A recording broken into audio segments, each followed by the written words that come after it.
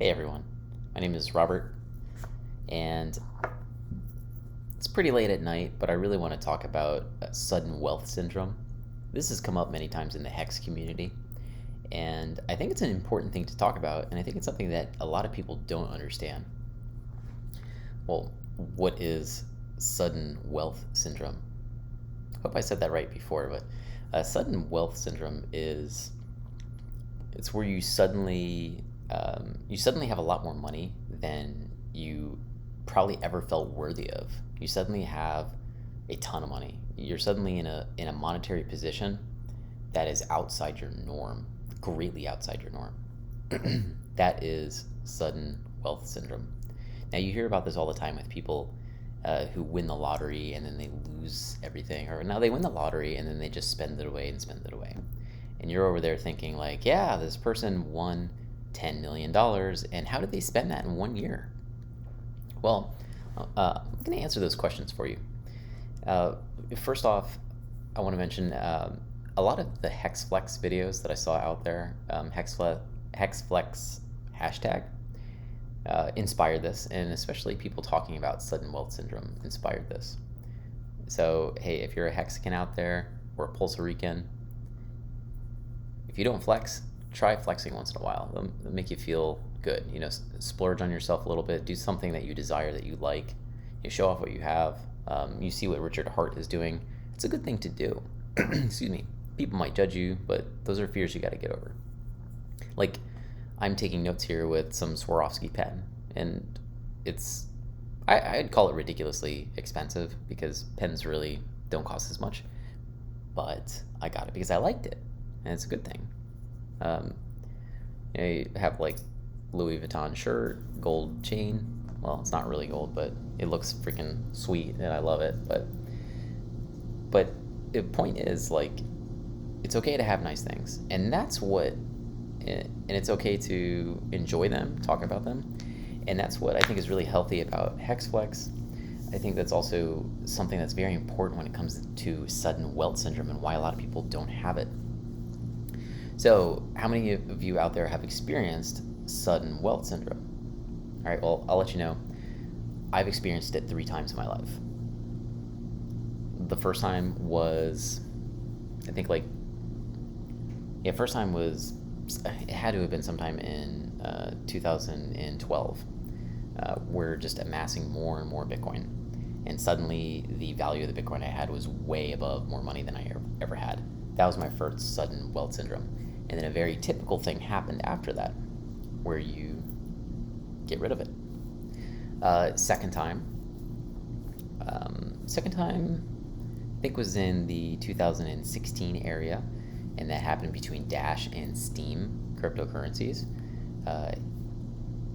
Ethereum as well. So that was another fun time. But the third time that I hit sudden wealth syndrome, most people who hit, let's call it SWS or something, most people who hit that, they don't do it intentionally, right? They have the desire, they have a little bit of desire for money, and they see a way for that to happen, and they attract it. It happens. Most people don't do it consciously or purposely. And the third time for sudden wealth syndrome for myself, I did it very purposely. And to understand that, I'll let you know how you can very purposely run into sudden wealth. You don't have to have the syndromes, but I can tell you about the syndromes and how to get over them. So, well, how does this happen in the first place? Well, it has a lot to do with the law of desire. If you desire wealth, if you desire money, whatever you desire, period, you will have it. But you're probably saying to me, well, hold on a second. I really desire to have $10 million. Why don't I have it right now? And this is a really good question. Well, people who run into sudden wealth, think about it. Anybody who's watching this who has run into sudden wealth, ask yourself, did you want it? Maybe you feel uncomfortable that you have it, but there was the desire in the first place. So the law of desire in the universe that we have around us, obviously, but the law of desire is that whatever you desire will come true unless, one, unless it is an impure desire. More about that in a second. Really, that's it. An impure desire, by the way, is a desire that inhibits someone else's free will. So let's say you have a desire to date someone, right? You're like, oh man, this girl or this guy, they're beautiful. I want to date them. Yep, that's my desire. So it's going to come true because I want to date them. Well, it's an impure desire because it does not take into account their free will. They might not want to date you. They might not even want to meet you. They might not like you, right? So, for example, you might have a desire to do something violent against someone. It's not a pure desire, not because violence is wrong. What makes it an impure desire is, well, violence is wrong, but what makes it an impure desire is, did it inhibit their free will? Did they want that too? So, whatever you desire, you can have it as long as it does not inhibit someone else's free will. And when you understand this and you exercise it, you will watch all of your desires come true rapidly. But what if those desires do not come true still, right? It's because you did not desire it in the first place. You didn't want it in the first place. And this is why a lot of people who have sudden wealth suddenly experience many symptoms and begin losing their wealth very quickly or slowly. It has a lot to do with, if you want to have a beautiful family and you don't have one, you don't want it right now. There could be many reasons. You could be afraid to have children. You could be afraid of the idea of responsibility. There's so many things. Now, when it comes to money, right? People may say, well, it'd be great to have $1 million, but they might have a ton of belief systems, such as, well, when I say belief systems, I mean false belief systems, such as, well, money's evil. I'm not evil. No, money's bad. That's not true. Money's not bad.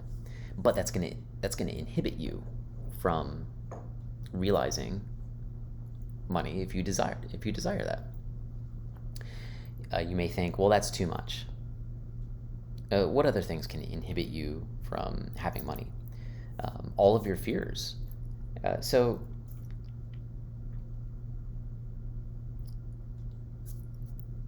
Well, let's talk about what to do and what's going to happen. Because when you understand the symptoms, when you notice the symptoms from sudden wealth, you can figure out what it is about your emotional state that is toxic to you having wealth in the first place. Because people who have sudden wealth, they really didn't have wealth before. It's a sudden, overwhelming thing. I mean, yeah, you have some crypto people who were maybe almost millionaires or 100,000aires who became billionaires, and that could be sudden wealth problems, right? But think of it like, if you don't have money, people are saying to you, have fun staying less rich, or they're saying, hey, have fun staying poor. Well, those aren't very kind statements, or they're not used very kindly, but there's a lot of truth to that.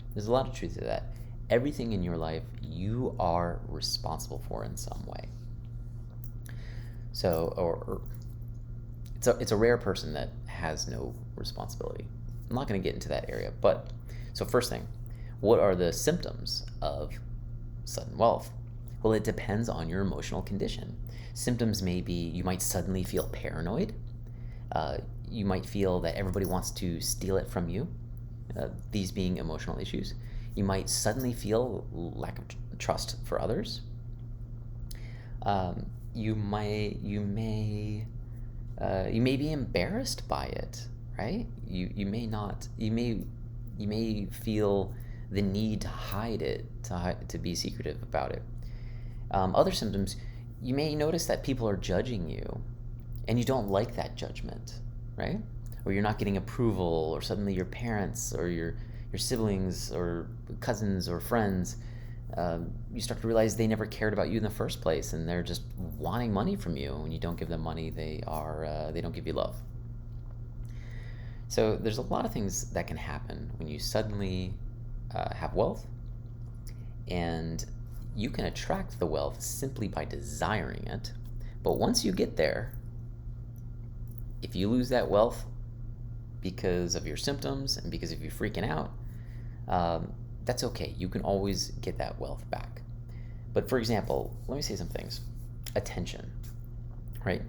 When you have sudden wealth and you notice that you don't like the attention, you got to work on that emotional issue. Attention is a big one that I had to work on majorly. I remember having way more than enough money to get a red Corvette, and I bought a red Corvette, and I felt so uncomfortable in it, right? And in fact, later on, I started buying other cars, feeling very uncomfortable in those and exploring those emotions. But if you have a resistance to attention, for example, you want to feel why you do. Like, what happened in your life? Maybe something didn't happen in your life. Maybe it was something that you felt from your parents as you were growing up, right? So, but what you want to do is you want to feel those emotions. You want to feel how you don't want that attention, right? You might even start crying, and don't hold it back. Just don't hold it back. You got to get those emotions out of you. When you get them out of you, you won't experience the symptoms anymore. Other things with suddenly becoming wealthy, getting attacked by others, or attacks can come later, but being judged, right? You might find that you emotionally really care whether or not other people are judging you. And by the way, people are always judging you. No matter who you are, there's always somebody judging you. So get used to it. No, I don't mean to get used to it. I just mean it happens all the time. So you might not want money because you're feeling judged. And instead of feeling judged, you will get rid of your money so you don't have to feel that, right? Like I mentioned attention before. Don't suppress attention, because chances are you will use your money to suppress how you don't want attention. Excuse me. For example, you may just spend it away on things. You may have debt and say, you know what, instead of making smart investment choices, or instead of doing other smart things with my money, let me just pay off all these debts. Let me get this attention off me, right? A debt collector is calling somebody like crazy. They might not realize this, but because somebody doesn't want to feel that emotion, if they have the money, they will use that money to not feel that emotion. That's important. So what's important about all these symptoms is that you feel those emotions, because if you resist them, they will persist in you. They will continue. They will persist. So you got to feel them. That's the only way to get them out. You might cry. You might get really angry. Just don't hurt someone else. If you're really angry, go ahead and beat the crap out of your couch. Go ahead and do that. Get it out any way you can. Get down to the crying part, right? Don't distract yourself. Don't get into stories and stuff. So judged.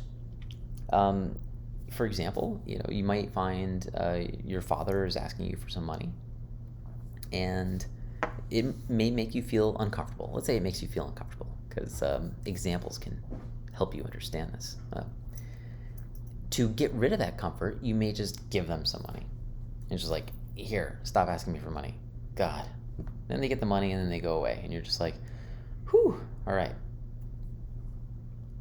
But then you don't give them money and they're judging you, and you might be afraid of it. Like, well, hey man, listen, I need whatever story they give you. They may say, hey man, listen, look, I'm doing fine. I just really need some help right now. Listen, I've always helped you, or you're my son, or whatever the excuse is. There's some excuse.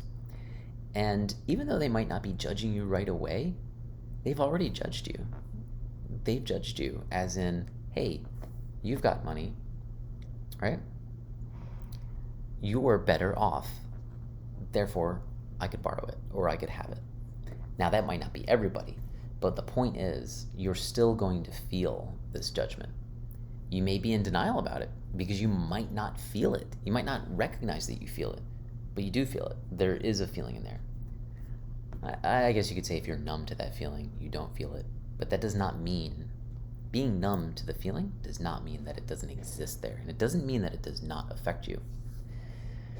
So, all of these symptoms of sudden wealth, what do you do about it? What do you do to not lose all your wealth? Well, you have to pay attention to those emotions and feel them. Don't use your money to get rid of them. Don't start drinking and doing drugs to suppress those emotions.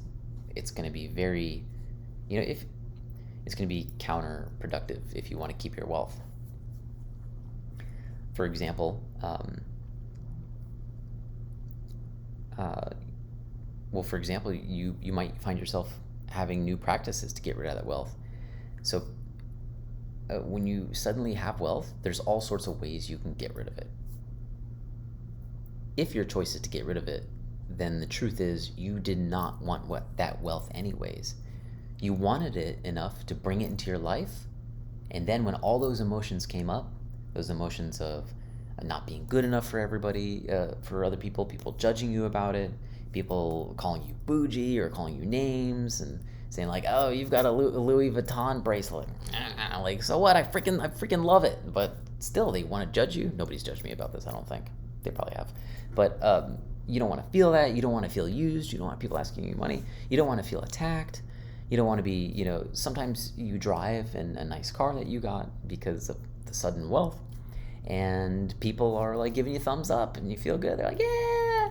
And then some other people are just like, they're saying some expletives about you, like, ugh. They're mad at you because they were taken advantage of by rich people, I guess you can say.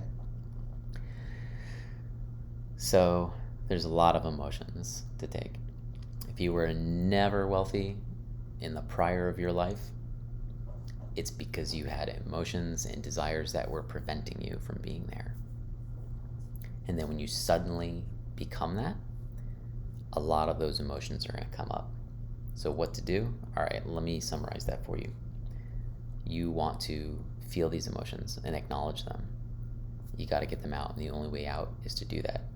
So there's truth, humility, and love. Those are the three ways. There's another way, but I think it's a bit advanced. Truth, as in you just got to acknowledge how you feel. Take the time to do that. Perhaps see a therapist. Talk with other people who suddenly become wealthy. Look at other fellow Hexicans, because what I'm seeing is all these Hexicans are getting super rich. Especially the ones in the beginning. The Hexicans, the OG Hexicans from day one, Hexicans being people who are holding Hex, a lot of them are disgusting loaded, right? Like they might say they have FU money, right? And by the way, I think this is funny and I'd love to share it.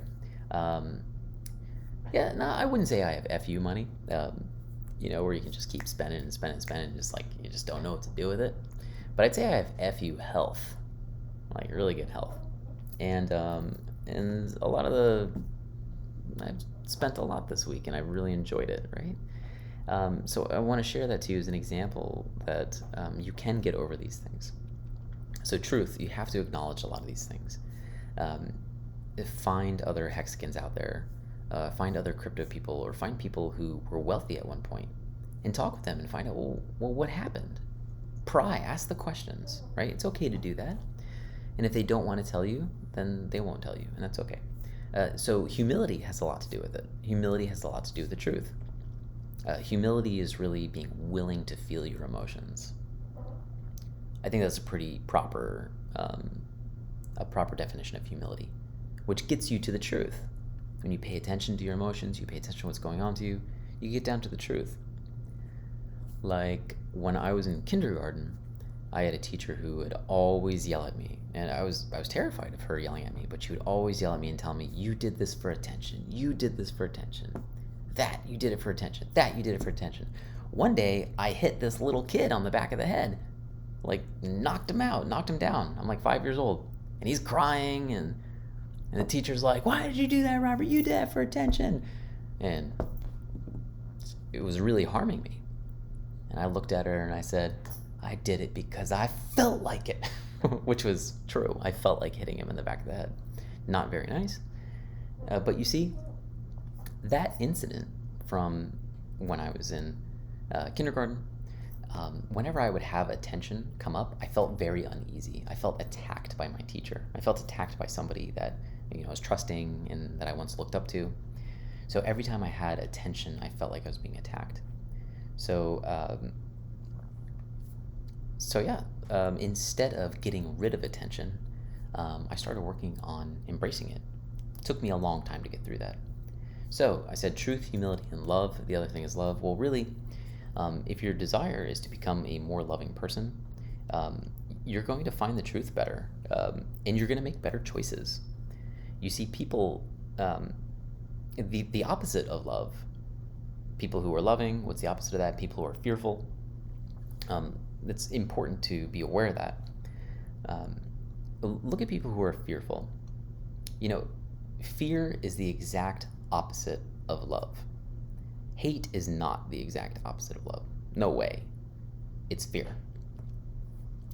Love is where you might have an affinity towards something, you're attracted towards it, and hate is not the opposite of that. Hate is you'll attack that, but hear me out. Fear, you're not attracted to it. You want to repel from it. You want to go away. So when you're in a fearful state, you see so many fearful people. How good are their choices when they're in fear? Sometimes not bad, gets them out of a bad situation, but really, people don't make good business decisions when they are fearful. They also don't make good relationship decisions when they're fearful. They're fearful, they may attack their parents. They may say very nasty things to other people they love. So the point is that truth, humility, and love is that if you have more of a desire to be loving, you're going to make better choices. And these things combine together behind wanting to find the truth about your emotions and being willing to feel them and then making better choices through love. That's where your sudden wealth won't suddenly disappear too, or won't slowly disappear over time. And that is also where if you hadn't hit sudden wealth, you can attract it. You can work with the law of desire. Find out the truth of what you really desire. Find out the truth of why your desires aren't coming true. What contradictory desires do you have? For example, I've known so many women who, they want to have a child, but they're so fearful to want to have a child. I've noticed this with many women who were the oldest sister and also had to bear a huge grunt of responsibility with many siblings. Now, this wasn't every oldest sister that I knew, but I've just known so many women who wanted children, but they had so many reasons that they didn't want, and they were in denial about it. So use the truth to figure out, why aren't you getting your desires? Why aren't you accomplishing things you want to? What's the truth behind that? What are the contradictory desires that you are denying, that you're suppressing, that you're not letting yourself be acknowledged to? That's the truth you want to find. And the only way you'll really get it is you have to have humility. That's the second thing. You have to have the desire to feel those emotions. The intellect is not going to help you here. Your emotions are. This is a different intelligence. Your intellect is good for double checking things, like emotionally that could be wrong, that could be damaging from the past. But ultimately, your emotions are going to help you uncover things that you are intellectually blocking yourself from knowing. And then the third thing, once again, is love. If you are desiring to figure out what you're in denial about, your contradictory desires, that's a loving thing, to want to come to terms with yourself and be more honest with yourself. That's a very loving thing. It's a better choice. Humility to feel your emotions instead of denying them, instead of just being triggered and screaming at people, instead of being triggered and feeling what that hurt was. That humility is a much better choice. It's very loving to yourself, and it'll help you find that truth. It'll help you find the truth. And have a desire to be more loving about things, you will make better choices. And hey, I hope many people find that interesting. Those are just some little bits that have massively changed my life. I've been practicing things with desire for a while now, and becoming more loving and erasing fear for over 15 years, finding the truth for more than 10 years, actually a lot longer than that, probably 25 years. And humility's a relatively new one, but I tell you what, you use these things, you think about desire, you can change your life in 10 minutes. You can change your life in 1 minute, and I'm talking drastic changes. Cool. See ya.